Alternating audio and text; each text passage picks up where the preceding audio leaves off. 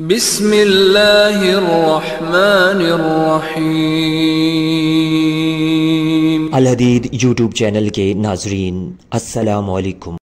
آج کی اس ویڈیو میں آپ قیامت کی نشانیوں کی تفصیل جانیں گے۔ یجوج مجوج کا خروج کب ہوگا، حضرت عیسیٰ علیہ السلام دجال کو کیسے جہنم واصل کریں گے، یجوج مجوج کا خاتمہ کیسے ہوگا، ایک کیڑا یجوج مجوج کو کیسے ختم کر دے گا، دابۃ الارض کیسا جانور ہوگا، دابۃ الارض کی ذمہ داری کیا ہوگی، دابۃ الارض زمین سے کب نکلے گا، ایمان کب فائدہ نہیں دے گا،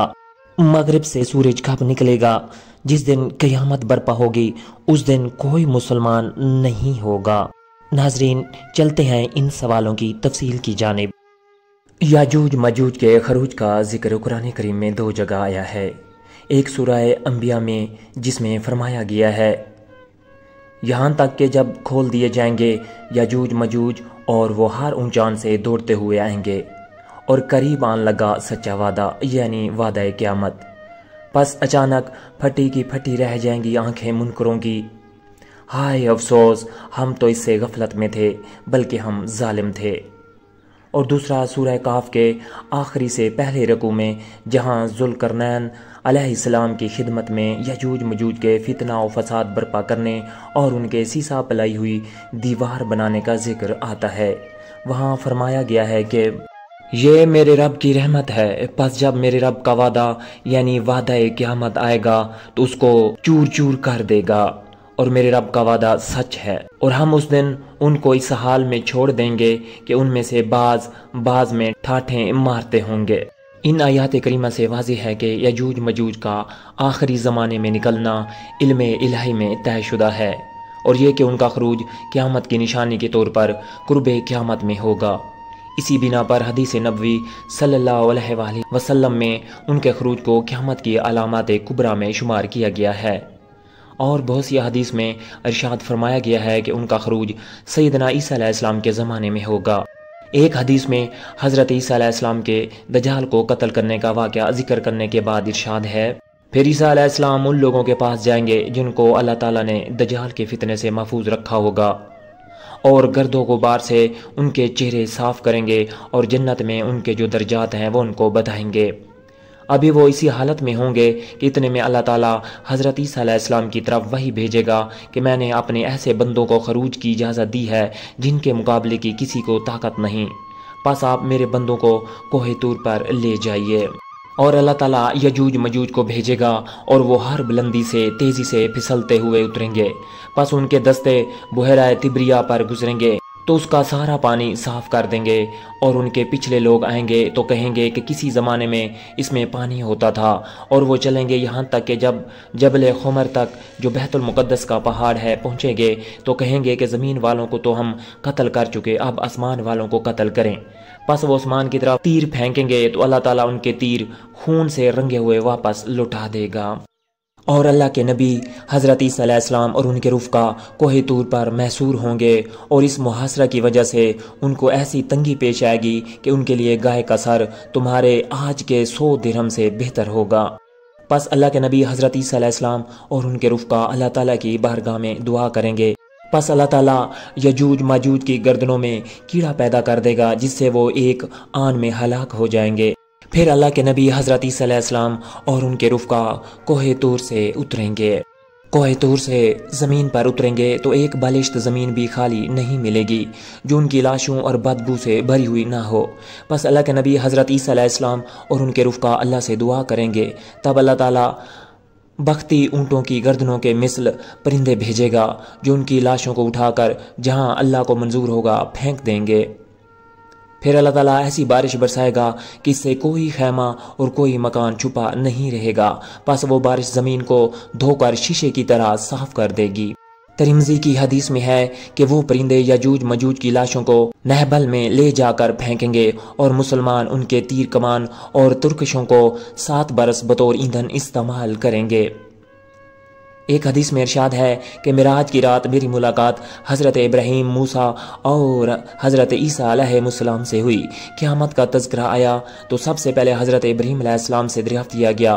انہوں نے فرمایا کہ مجھے اس کا علم نہیں۔ پھر حضرت موسیٰ علیہ السلام سے پوچھا گیا، انہوں نے بھی یہی جواب دیا۔ پھر حضرت عیسیٰ علیہ السلام سے سوال ہوا، انہوں نے فرمایا قیامت کے وقوع کا وقت تو اللہ تعالیٰ کے سوا کسی کو معلوم نہیں، البتہ میرے رب عز و جل کا مجھ سے ایک وعدہ ہے، اور وہ یہ کہ دجال اکبر خروج کرے گا تو اس کو قتل کرنے کے لیے میں اتروں گا۔ وہ مجھے دیکھتے ہی رانگ کی طرح پگھلنا شروع ہوگا،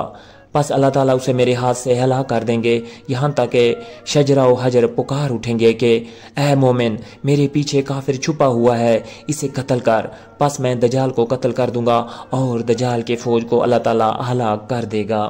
پھر لوگ اپنے علاقوں اور وطنوں کو لوٹ جائیں گے، تب یجوج مجوج نکلیں گے اور وہ ہر بلندی سے دوڑتے ہوئے آئیں گے۔ وہ مسلمانوں کے علاقوں کو روند ڈالیں گے، جس چیز پر سے گزریں گے اسے تباہ کر دیں گے، جس پانی پر سے گزریں گے اسے صاف کر دیں گے۔ لوگ مجھ سے ان کے فتنہ و فساد کی شکایت کریں گے، میں اللہ تعالیٰ سے دعا کروں گا، پس اللہ تعالیٰ انہیں موت سے ہلاک کر دے گا، یہاں تک کہ ان کی بدبو سے زمین میں تفن پھیل جائے گا۔ پس اللہ تعالیٰ بارش بھیجے گا جو ان کو بہا کر سمندر میں ڈال دے گی۔ بس میرے رب عز و جل کا مجھ سے جو وعدہ ہے اس میں فرمایا، جب یہ واقعات ہوں گے تو قیامت کی مثال اس پورے دنوں کی حاملہ کی ہوگی جس کے بارے میں اس کے مالکوں کو کچھ خبر نہیں ہوگی کہ رات یا دن کب اچانک اس کے وضع حمل کا وقت آ جائے گا۔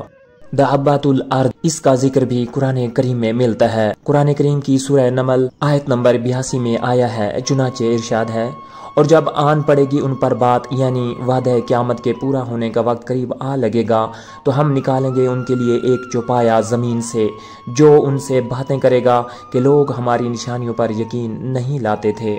اس سے معلوم ہوتا ہے کہ دابۃ الارض کا خروج بھی قیامت کی بڑی علامتوں میں سے ہے، اور ارشادات نبویہ میں بھی اس کو علامات کبریٰ میں شامل کیا گیا ہے۔ ایک حدیث میں ہے کہ 6 چیزوں سے پہلے نیک اعمال میں جلدی کرو: دخان، دجال، دابۃ الارض، مغرب سے آفتاب کا طلوع ہونا، عام فتنہ اور ہر شخص سے متعلق خاص فتنہ۔ ایک اور حدیث مبارکہ میں ہے کہ قیامت کی پہلی علامت جو لوگوں کے سامنے ظاہر ہوگی وہ آفتاب کا مغرب کی جانب سے طلوع ہونا اور چاشت کے وقت لوگوں کے سامنے دابۃ الارض کا نکلنا ہے۔ ان میں سے جو پہلے ہو دوسری اس کے بعد متصل ہوگی۔ ایک اور حدیث مبارکہ میں ہے کہ 3 چیزیں جب ظہور پذیر ہو جائیں گی تو کسی نفس کو اس کا ایمان لانا فائدہ نہ دے گا جو اس سے پہلے ایمان نہ لایا ہو یا اس نے ایمان کی حالت میں کوئی نیکی نہ کی ہو: آفتاب کا مغرب سے طلوع ہونا، دجال کا ظاہر ہونا اور دابۃ الارض کا نکلنا۔